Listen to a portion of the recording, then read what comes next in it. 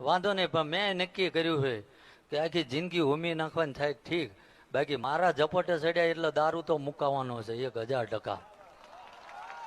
સમજ્યા?